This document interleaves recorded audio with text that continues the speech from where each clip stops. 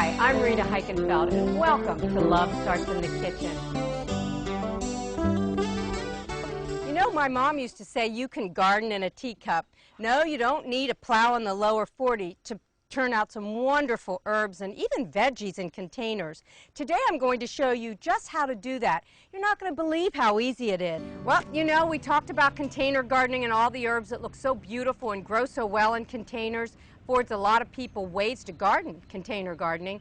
But how do you make a container garden? You're not going to believe how easy it is. First thing you need, of course, is a container. Now you need one with good drainage, and I love using recycled items like this old market basket. It's got great drainage, of course. You can see all the openings here.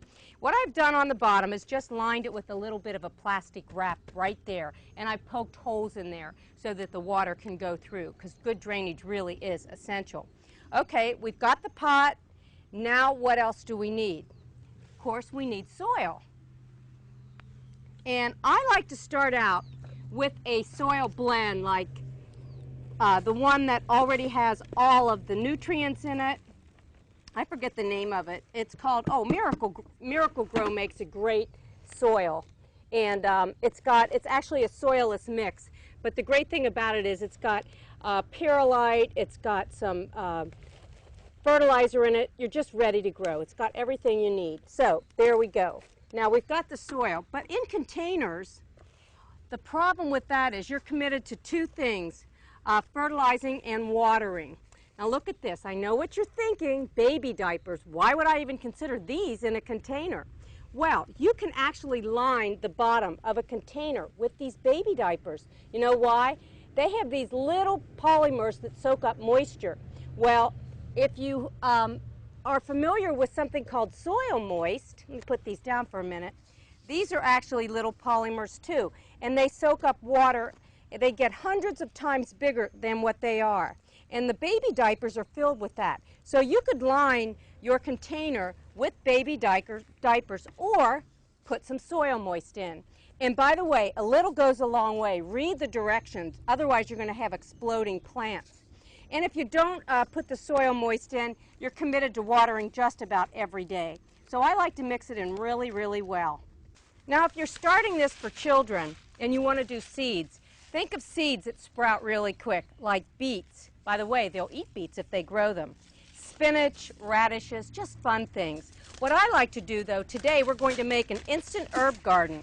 We've got the herbs right over here, and we're going to use what is called the plunging method.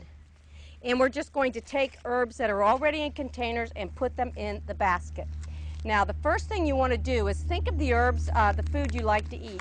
By the way, this is a wonderful lavender mint, but I want you to look at the bottom. You can see you have to tease the roots apart a little bit. See how they've grown up? It's getting root bound. So you want to tease those roots apart just a little bit, and that way they'll grow quite nicely. So you want to put that in there. And I'm putting the mint in front. The reason is the mint being in front is good because it will trail over.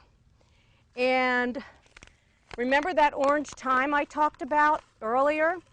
Well, here's another plant. Again, it's a little bit root bound, so we're going to tease the roots apart a little bit, like that. Give it really a lot of great room to grow. I'm going to put that right in there. And let's put some sage in the back, because sage is a wonderful plant. It's really aromatic and great for cooking. And actually, sage and thyme tea makes a great tea for anything upper respiratory. So we'll put that in the back because that's going to get a little bit taller. And let's see, what else do we have here? Oh, basil. This is almost like an Italian garden. Okay.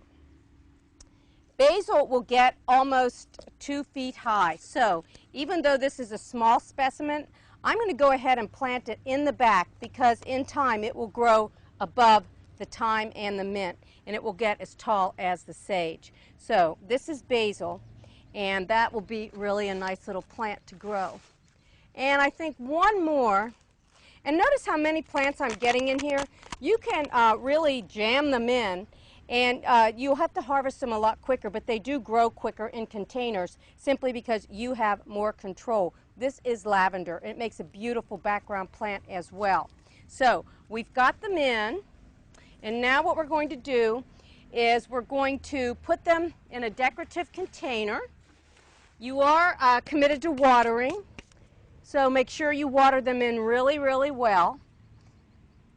And with the soil moist, these little polymers, you won't have to water every day.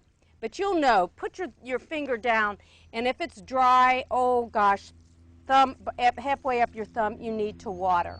So we'll just stick this here. You get the idea. And then we'll put it in a pretty container.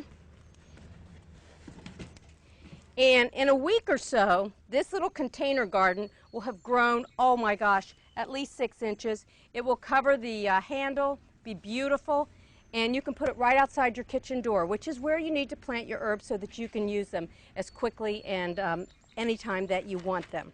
Make it easy on yourself. Container gardening, a wonderful way to garden.